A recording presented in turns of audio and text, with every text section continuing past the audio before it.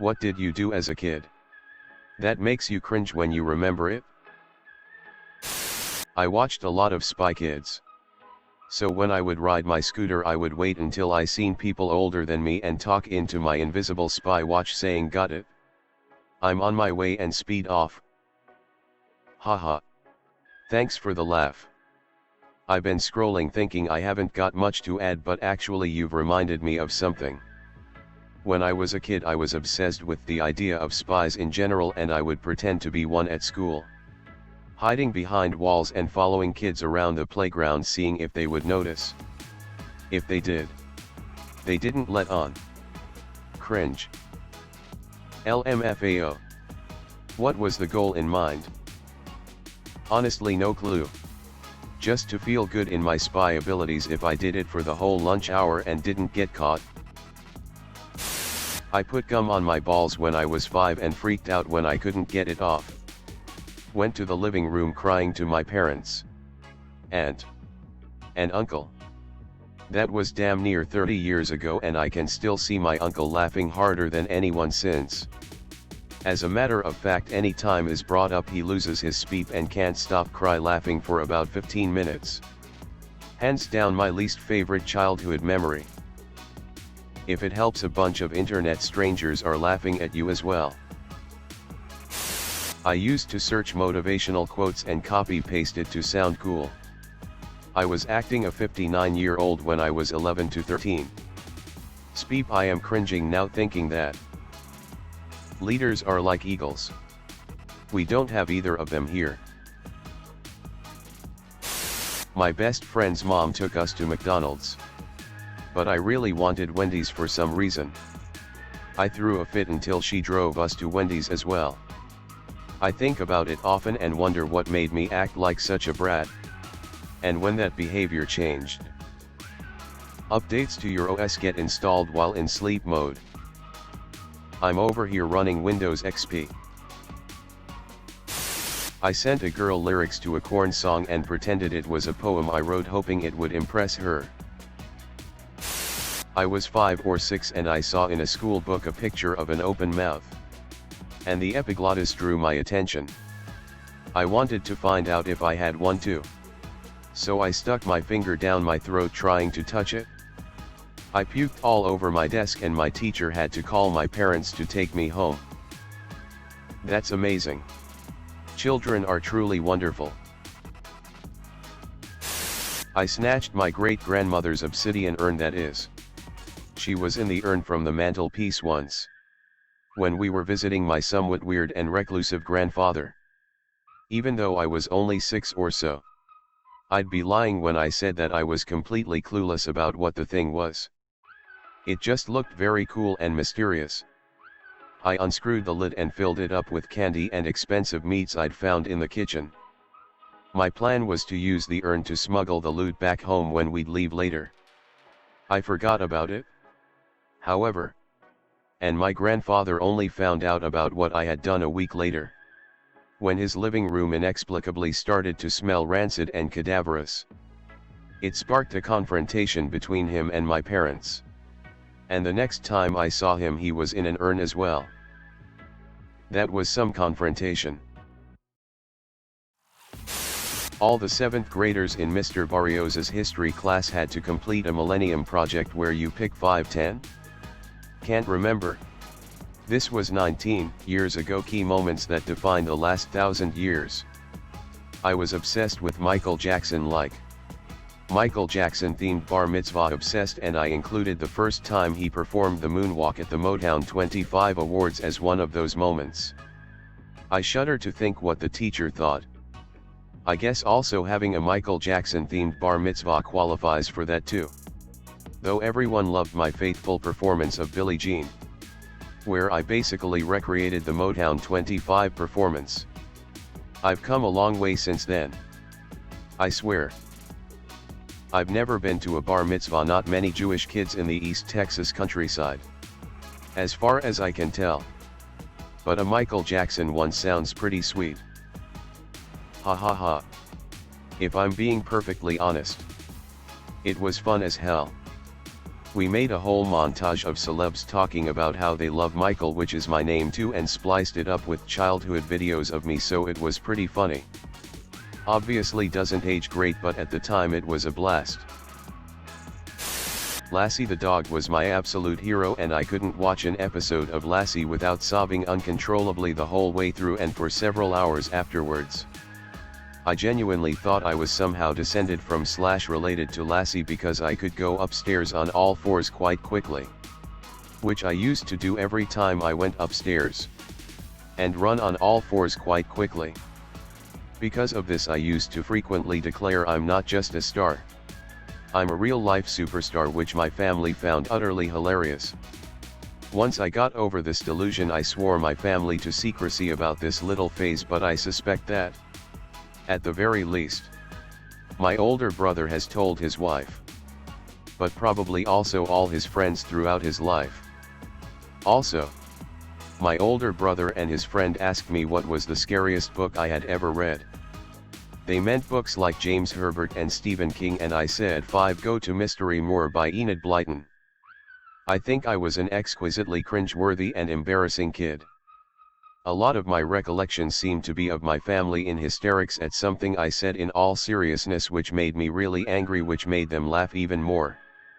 Believe it or not, I somehow turned out quite a normal adult. LMAO, you were a real-life Don Quixote.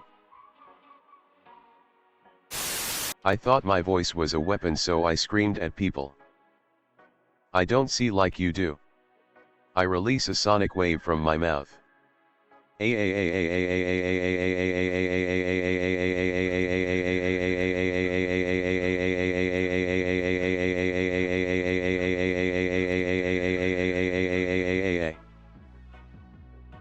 There. I got a pretty good look at you. Zuko. You must try some of this cake. I used to just randomly stare at people and think I know you can hear me. Don't look inside my head. I thought I was some badass mind whisperer. I still do this. Being embarrassed that my parents weren't rich.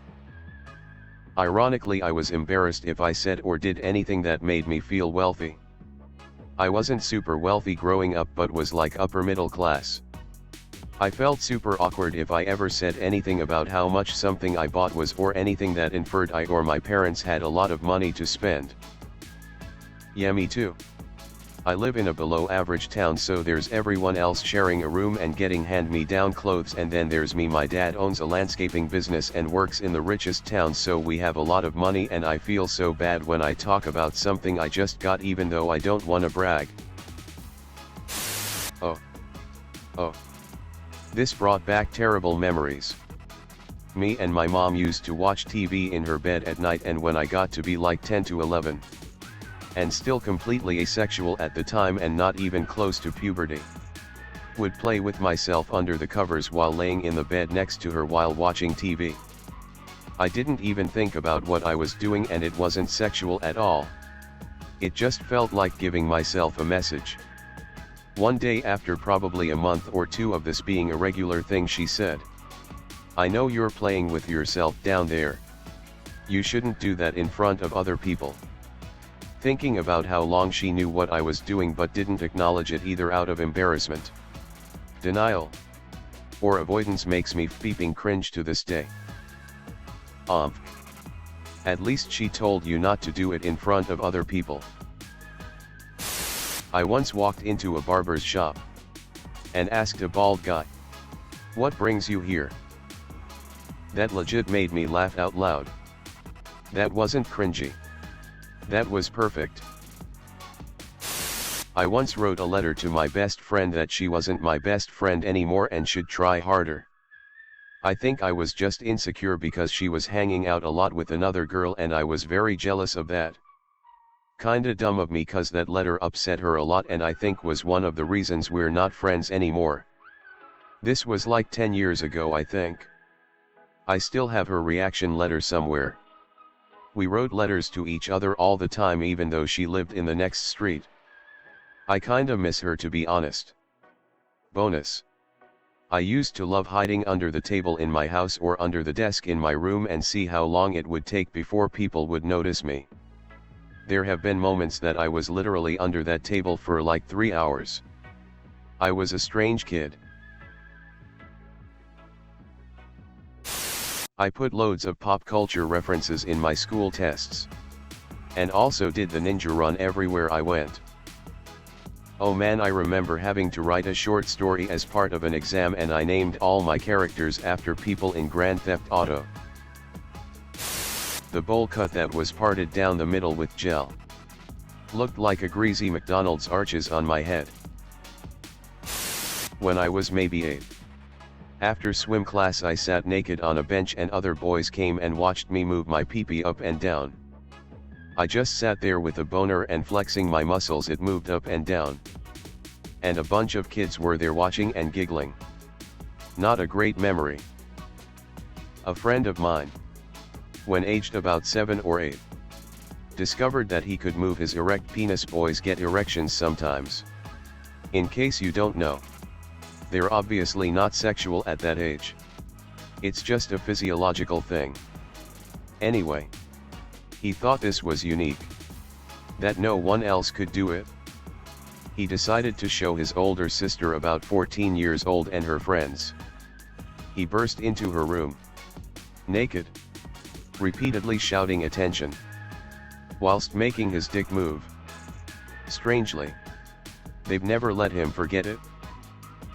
Attention. Attention. I can, by clenching my asshole, move my penis up and down slightly. Thank you for your attention. Thank you class for listening to my presentation. 5th grade, I broke a window in a friend's screen door in winter. It had glass with a damned yo-yo. My mom and dad had separated. Money was really tight. And I just couldn't face the prospect of her having to pay for it, so I just ran. Next day, friend's dad called me over to ask if I broke it. I denied it, even though he was holding half of my yo-yo that had broken off. But he either understood my then current situation or was just polite enough to let it go. I still cringe about that to this day. I tried to pay when I was 17, but he pretended he didn't remember it happening and refused to accept anything. Now I cringe I didn't try harder to pay. That dad was a good man. Release the guilt on that one. He would never have let you pay for it. You offered, though. Which showed him he did the right thing and you turned out to be a stand-up person. This is middle school related. I was that weird kid that did gross stuff for attention and also money. I licked the entire bottom of my shoe for $1 so I could get a Gatorade. I ate bugs and did other stupid speep too. Climbed up on the roof and they called the fire department. My 3 years of cringe. After that, it was my how did I not die phase. Edit. Typo. I remember in 4th grade, there was this kid who watched too many episodes of Man vs. Wild. At recess, wanting to be the next Bear Grylls, he would eat crickets and other insects that he found in the playground or even once behind a dumpster. We would all gather around when he was about to eat one, thinking it was the coolest thing. Asked my friend on AOL Instant Messenger if pussies smell like tuna. Copied and pasted to send to someone else. Dad hops on the computer later and hits paste. I said I didn't know anything about that, despite my screen name which contained my nickname being listed. My family also never talked about sex in any way or even referenced physical attraction. Oh, that is unfortunate. I used to spend hours looking up how to become a mermaid. Fairy. Me and my friends would make potions from shampoo and rocks and thought that this would do something. Thankfully, I never consumed these liquids, but instead poured them on my hands or the ground. Still waiting for my mermaid tail SMH. It was in history class. I decided to try and be funny by standing up and dancing when the teacher wasn't looking or facing the class. I did it maybe once or twice but no one laughed. It turned out there was another adult in the room that was watching. While grading the teacher. I didn't notice her until after and she just gave me the stern look like what the hell are you doing? Stop. I slowly turned back. Fully embarrassed and didn't speak for the rest of the class. Surprisingly, she didn't tattle on me or get me in trouble. And I appreciate that. The moment was cringe enough. I feel so bad yet it's so hilarious. LOL, thank you. I just hope no one else from my class remembers this.